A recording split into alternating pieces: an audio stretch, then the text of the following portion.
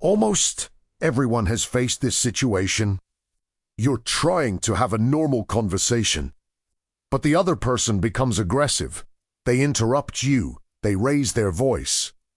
They refuse to listen, and suddenly the discussion stops being productive.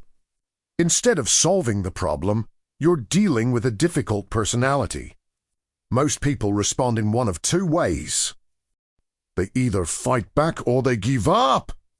But professional negotiators use a very different strategy.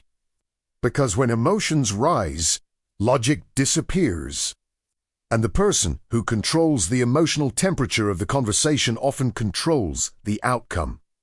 So the real question is not, how do you defeat difficult people? The real question is, how do you negotiate when the other person refuses to behave rationally? Why people become difficult in negotiations. When someone behaves aggressively in a negotiation, it often feels personal. But in many cases, the behavior is not actually about you. It's about pressure, stress from a boss, fear of losing something important, or frustration from previous conflicts. When people feel threatened, their brain activates a survival response.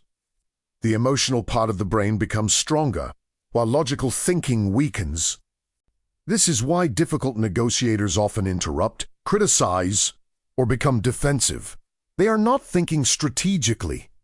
They are reacting emotionally. And if you respond with the same emotional energy, the conflict escalates instantly. 2. Emotional reactions rarely produce a rational solution. This is why experienced negotiators focus on something different. They manage the emotional environment of the conversation. The biggest mistake in such negotiations. The biggest mistake people make with difficult negotiators is trying to overpower them. They interrupt back. They raise their voice. They push harder. But this approach almost always backfires, because aggression invites more aggression. Instead of calming the situation, the conflict grows stronger. Soon, the conversation turns into a competition of egos. And when ego takes control, productive thinking disappears. Skilled negotiators understand something very important. You cannot control the other person's behavior, but you can control your own. And your behavior strongly influences the direction of the conversation. When you stay calm in a tense situation, it creates a psychological contrast. The aggressive behavior begins to stand out, and often the other person gradually lowers their intensity. The pause technique. One powerful technique used by experienced negotiators is surprisingly simple. They slow the conversation down. Instead of reacting instantly to aggressive comments, they pause. This pause serves several purposes. First, it prevents emotional reactions. Second, it signals confidence. And third, it changes the rhythm of the conversation. Difficult negotiators often rely on speed and pressure. They talk quickly, they interrupt. They try to force decisions. But when you slow the conversation, their strategy loses momentum. Silence can be extremely powerful in negotiations, because silence forces people to reflect on what they just said. And sometimes that reflection is enough to change the tone of the discussion. Translating the conversation into interests.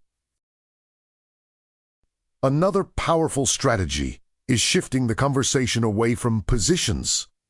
Difficult negotiators often repeat the same demands. I want this. This is the only option.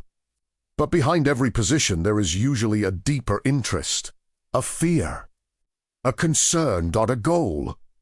Instead of arguing about the demand, skilled negotiators explore the reason behind it.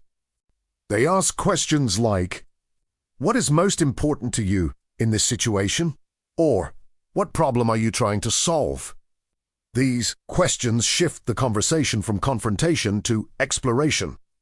And once the real interests become visible, new solutions often appear. Calm as a strategic advantage. In difficult negotiations, emotional control becomes a strategic advantage. The calmer person often guides the conversation. Because calm behavior creates psychological stability. When people feel the situation becoming more stable, their brain gradually shifts back toward rational thinking.